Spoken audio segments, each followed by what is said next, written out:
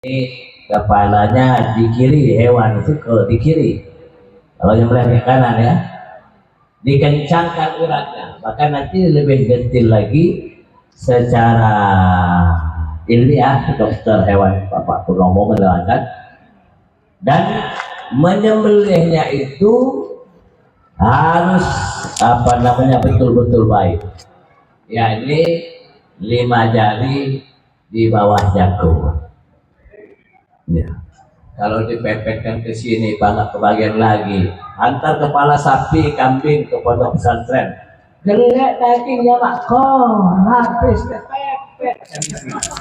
Ini tidak ada daging-daging dan mudah untuk matinya. Ini ya. Dan tidak ada hubungan pada data Pak Purnomo sudah diselidiki dunilah ya. Bau pandot dengan bau kelek yang menyembelih nggak ada. Mitos tahyul, tahinya tuyul. Ya nggak ada hubungan bau kelek, bau badan hingga bandot ini bau juga no. Nggak perlu ditanam kepalanya di tanah lalu disiram air kelapa. Nah, ternyata ada hubungannya. Ketika hewan itu menghembuskan napas, tidak bau, oleh praktek. Itu juga kambing, sapi. Jadi ketika penyembelih itu pun mengikuti iramanya, tarik, hembus, tarik pas hembus, tidak akan bau. Sudah diteliti secara ilmiah. Kalau berkembang di kampung, kalau bandot sudah bumbunya sudah medok pasti bau daging ini. Oh, yang nyembelih hansohan. Punya hansohnya bau kelek, bau menyan. Tidak ada hubungan. Ya, hanya ketika hembusan napas baru digerakkan. Insya Allah, bismillah. Teliti selagi tidak terbang. Tidak perlu pakai air bukan kelapa menyiram ke lehernya. Lanjut lagi. Syarat menyembelih itu qata'u hulqum wa mari'i. Yakni 2 urat yang harus putus. Ini wajib. Saluran makanan dan saluran nafas. Ini terjadi di masjid-masjid mushola di sekitar Bandar Lampung. Setelah mau dikelebet kulitnya, ternyata satu saluran napas putus, saluran makanan masih nempel dikit. Bagaimana? Pakai. Jadi syaratnya adalah kotok itu artinya putus. Ya, qata'ul hulqumi wal mari'i. Terputus saluran napas dan saluran makan. Jadi kalau istri kita mau beli ayam di pasar, lihat putus nggak yang kayak sebesar ini yang lebih kurangnya ayamnya. Kalau nempel dikit haram. Itulah awal-awal di pondok pesantren Al-Kiram 2002. Kita santri belum banyak waktu itu, mungkin baru 70. Menu ayam sekitar 15. Yang bisa dimasak hanya 5, di 10 kita kuburkan. Ternyata yang nyembelih santri kelas 2, baru naik kelas 2 belum begitu dalam. Terkubur. Kenapa? Ayam ini tidak ditarik kencang, saya kan gerejel. Nah, kalau asal saja, akhirnya satu putus satu nempel, maka menjadi pakai. Jadi syaratnya, apalagi di tempat penyembelihan yang diupahkan. Terjadi kawan saya dia mondok di Temboro, mau pulang sudah selesai mondok nggak ada duit, habis duit. Memang ada orang susah. Jadi kerja, maka dia kerja di tempat pemotongan hewan, ayam. Ya, dia paling dapat satu malam itu, kena habis pagi beri hanya 200. Tapi yang satunya 500. Main toel, lempar. Jadi matinya bukan karena terputus 200, tapi hanya terlalu banyak mengeluarkan darah ya. Dan itu yang darah kok mati. Dan ditumpuk. Berarti matinya kena ketimpah, bukan kena dia dipotong. Itu menjadi hal. Uang dia banyak kawannya, bukan kawan, bukan santri. Yang upahan juga. Namun santri ini tidak banyak karena dia mengedepankan takut kepada Allah. Ya, dapat nggak bisa aja per ekor itu upahnya. Dapat 200 itu 500, tentu 2 kali lipat lebih. Tapi yang disembelih kawannya yang bukan santri itu hewan yang halal hewannya, tapi proses penyembelihan tidak benar, akhirnya menjadi haram. Nah, santri ini cerita dengan saya, Ustaz parah kata. Saya mengedepankan nasihat Kiai daerah rahmatullah alaih, kalau bekerja dengan baik dan kedepankan diri Allah.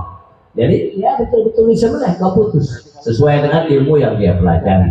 Ya, sampai ke rumah cerita ngeri sih. Ya, untuk itulah kenapa anak berbantah dibangunkan sholat subuh susah. Di rumah kita hari-hari berkelahi bantah anak istri, salah satu penyebabnya adalah makan. Ya, kalau mau, kalau ada bapak memiliki anak yang hafal Quran, ya hafiz Quran, coba kasih makanan asal-asal. Jangankan makanan yang sembelihnya tidak benar, haram, karena sembelihnya benar. Kalau diberi makanan oleh orang yang tidak sholat, kencing nggak cewek, bisa hilang separuh hafalan, dan hilang semua. Tapi Pak Ustaz, saya nggak hilang hafalan, memang nggak ada hafalan. Iya. Kertas hitam nggak kelihatan, jadi kan itu kertas putih, kain putih. Kayak ponakan saya, hampir 20 hilang hafalan. Akhirnya cepat berbenah, makanan ibu atau makan goreng-gorengan nenek yang itu dengan sholat, akhirnya kembali lagi hafalan itu. Hampir setengah tahun ya untuk mengulang, menguatkan, melancarkan lagi hafalannya. Ya, pengaruhnya itu. Jadi jangan disepelekan asal makan, kecuali darurat. Musafir yang penting rumah makan rumah makan muslim pada bismillah. Kita berhusnudzon. Nanya, udah nyembelihnya baca bismillah. Usir saya tersinggung udah. Kita kalau musafir darurat kita berhusnudzon, dia nyembelih dengan baik. Tapi kalau di rumah hari-hari, masya Allah, coba berkeliling di pasar, yang iseng-iseng ya. Tapi apa kata Tuhan tadi, jangan langsung ditegur ya. Di rumah lembut pendekatan. Banyak sekali di pasar-pasar. Maka ayu saya yang dulu SMA 1 di Bandar Lampung nggak mau lagi. Lebih baik beli nyembelih di tempat, di depan. Yang sudah ayam-ayam itu tadi, masya Allah, penyembelihan. Jadi syarat pertama apa?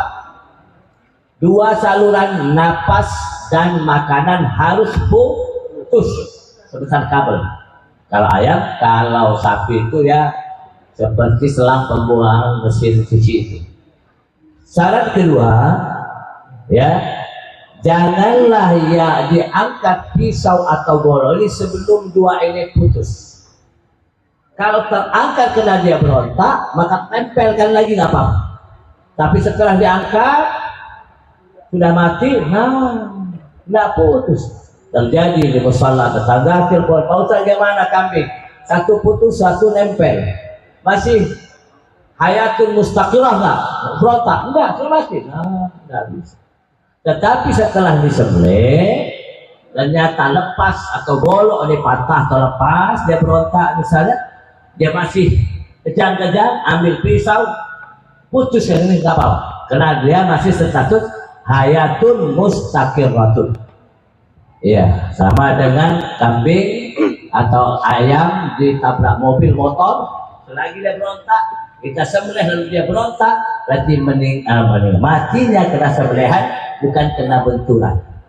Tapi pas disembelih, jadi dia mati bukan kena sembelihan, tapi kena kekuatan benturan daripada mobil atau motor itu.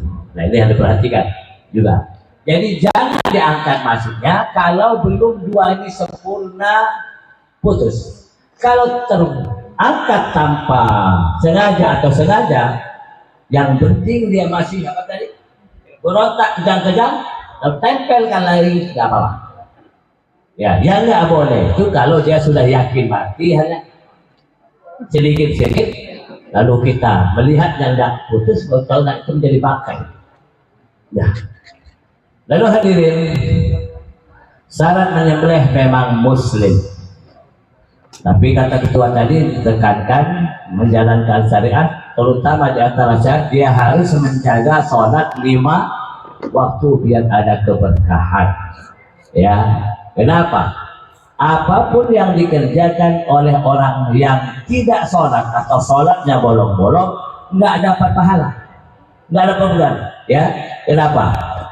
Kullu amalin, Nabi bersabda sallallahu, kullu amalin, semua amal, amilahu yang dia kerjakan, la ya'jurullahu alaihi, tidak akan dapat ganjaran dari Allah Subhanahu wa taala, kan tercabut daripada keberkahan kalau orang itu tidak sholat.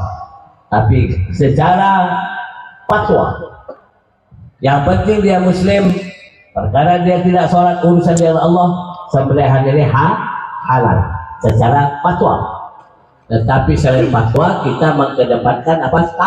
Takwa. Kan jawaban itu kan ada fatwa, ada takwa. Contoh jawaban fatwa, mandi telanjang di kamar mandi tertutup sendirian, dalam salah Muslim disebut mubah, boleh saja mandi telanjang. Ini fatwa, ada di dalam salah Muslim oleh Imam Nawawi pada lebar. Tapi segi takwa pakai basahan, dari lutut ke pusat basahan. Tapi kalau fatwa, siapapun yang menyembelih selagi dia muslim itu halal. Perkara dia tidak sholat itu urusan dia dengan Allah. Bahkan seorang muslim pun lupa tidak membaca bismillah, yang penting dia muslim, halal. Pas menyembelih, sebelum menyembelih berkelahi sama istri, atau ada orang nagih cicilan motor 2 bulan nunggak, pas sudah nyembelih kambing sapi, tidak baca bismillah, halal. Yang penting dia muslim, karena di dadanya ada alhamdulillah, ada la ilallah, ada istighfar, ada ayat kursi, dan sebagainya. Itu fatwa.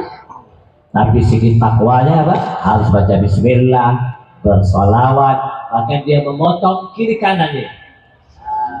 Apa pembuluh apa namanya? Arteria apa? Berarti Pak Dokter hewan yang ini apa namanya kan? Arteria supaya cepat mati.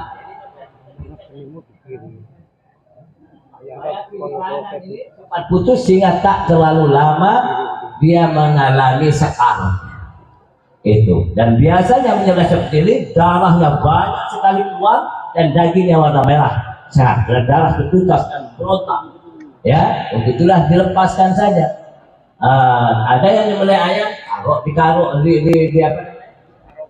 Gentong, belum. Jadi yang di bawah tuh mati bukan kena disembelih, tapi mati kena ditimbun, ditindih oleh hewan-hewan yang lain. Dia akan dilepaskan. Lalu kenapa ada bebek ini sering disembelih lari, bahkan terbang? Ya, terbang ke tempat tetangga, pintunya terkunci, hilang bebek. Ya, jadi gimana? Ini kena urat nadi di sini nih, arteri ini, itu tidak tuntas. Lalu bagaimana kalau pisau beli dari ini kawan-kawan julehan kan tajam betul. Pisaunya, ya, dari beli, coba potel kepala, potelnya apa bahasa potel? Foto saya, nah, makruh saja, halal dan makruh. Ya, tidak apa-apa, saking tajamnya pisau itu. Oke, hadirin, ya, membaca Bismillahirrahmanirrahim, Allahumma shalli ala sayyidina Muhammad, waktu bergerak.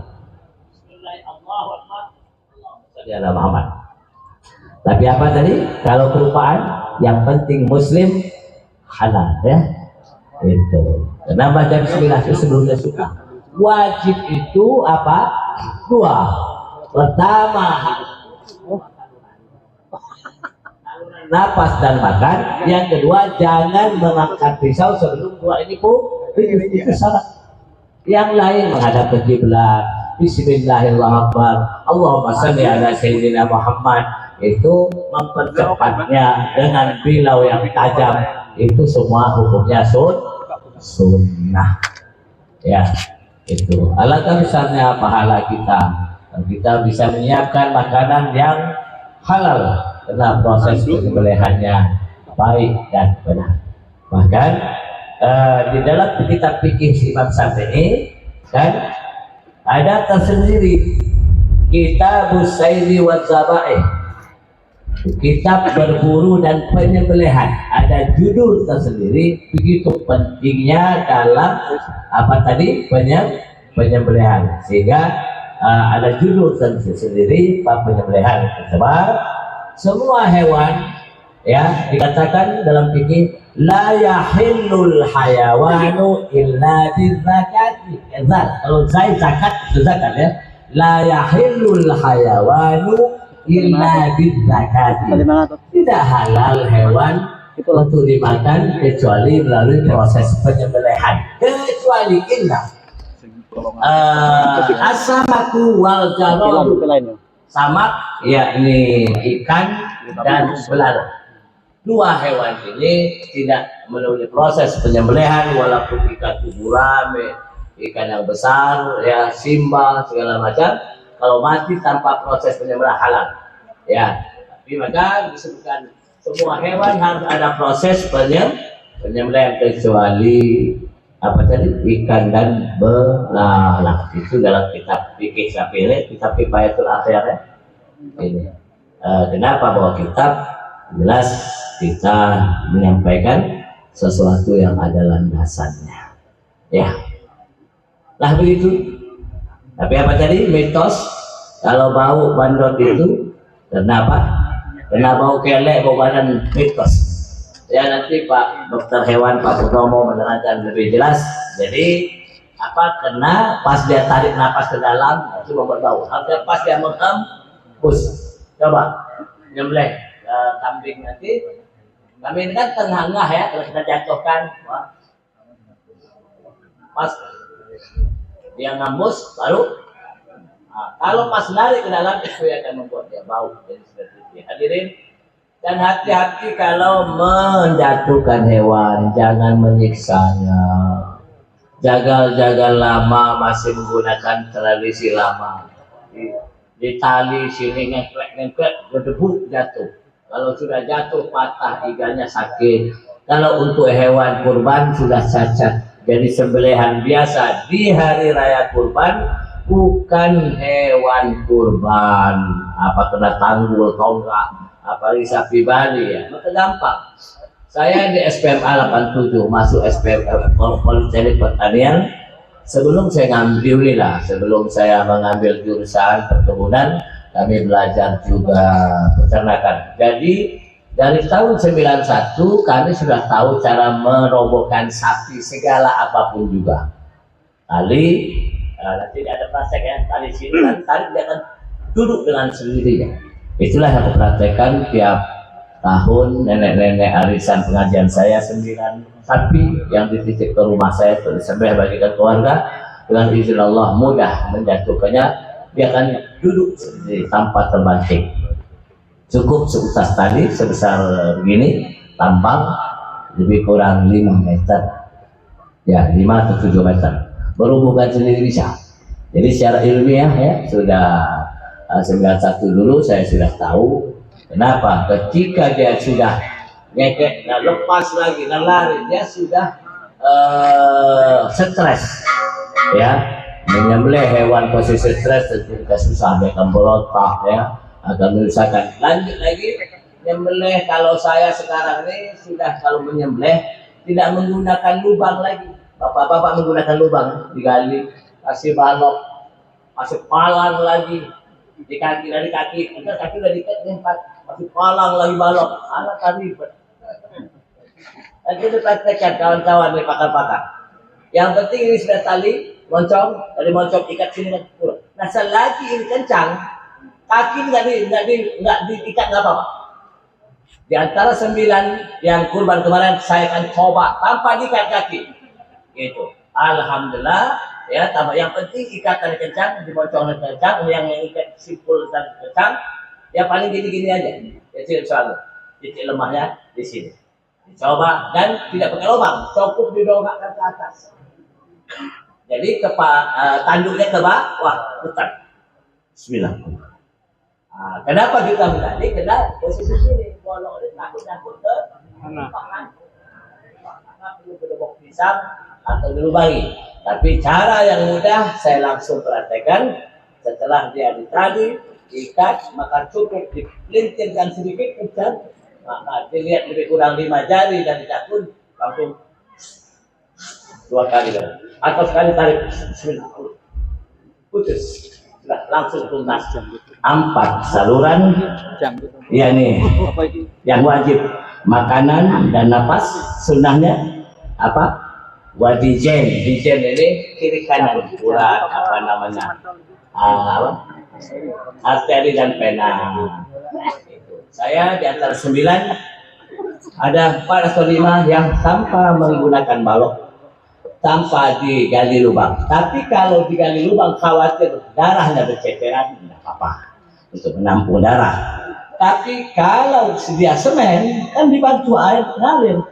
Nah, bagaimana mengulubang-ulubang? Repot balok-balok. Saya praktekkan langsung modal yang 9 diserahkan ke saya. Sapi ikat dari sini dan dari tali simpul sini tarik. Lagi mereka kencang, ini kaki nggak ditali lagi sekarang. Paling dia nyepak sedikit deh. Kencang, langsung kita dongakkan. Bismillah Allah. Kuncinya tali di sini kuat, tali yang simpul dari sini mengikat sini itu kencang. Ternyata lebih praktis, lebih cepat. Kita bandingkan dia masih terikat berontak, kan agak susah ya. Dengan berontak tanpa diikat, dagingnya lebih merah. Secara ilmiah tadi ada dokter hewan, dosen ini akan menerangkan setelah ini. Cukup ya? Tengok pertanyaan dulu. Ya. Silakan yang bertanya bisa dijawab, kalau tidak ditunda. Baik, terima kasih. Cukup luar biasa apa yang dia sampaikan Ustaz Maulana Islam SLA terkait masalah fikih tentang penyembelihan kurban atau penyembelihan hewan. Kita kasih oplos pada beliau. Ya. Baik Bapak dan Ibu sekalian, dari apa yang beliau sampaikan, uraikan, mungkin ada beberapa hal yang mau disaringkan atau ditanyakan terkait masalah penyembelihan atau mungkin cara menyembelih secara yang betulan, kemudian secara sakti, secara penjaga dan sebagainya. Kami persilakan saya buka 3 pertanyaan dulu kepada Bapak Presiden. Silakan, Mas. Tolong sebutkan nama dan dari mana.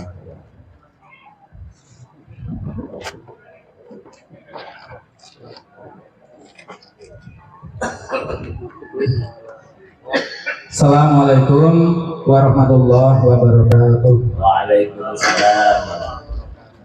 Terima kasih kepada beliau Bapak Ustadz Maulana Isnan yang telah memberi wawasan untuk sembelihan yang syar'i.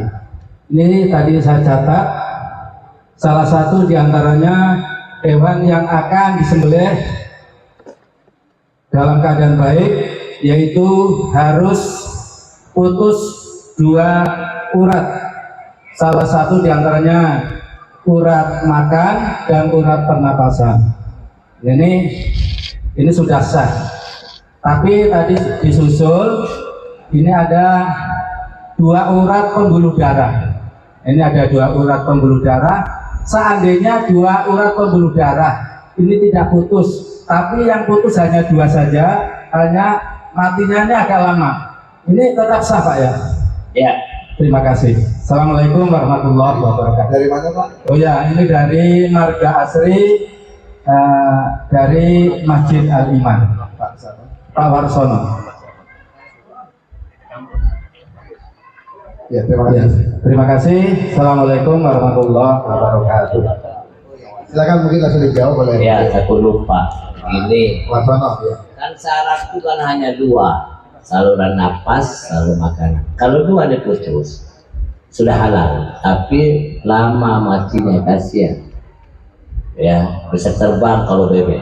Namun kiri kanan ini kenapa harus putus? Ini sunnah untuk mempercepat proses kematian dan darah yang nyembur banyak sehingga dagingnya merah dan segar, tidak pucat. Karena itu banyak yang pucat dan segar ya. Nah itu, yang mulai beda-beda.